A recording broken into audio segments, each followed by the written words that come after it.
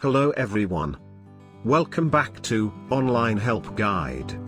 Today, in this video, I will be showing you how to save all your Instagram stories on your device. First, open the Instagram app on your phone. Now from the bottom navigation bar, click on the profile picture. Tap on three horizontal lines from the top right corner of your screen. From the pop-up menu, click on the settings.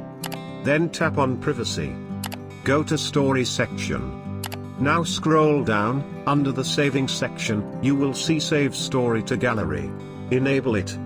And from now on your stories will save on your device.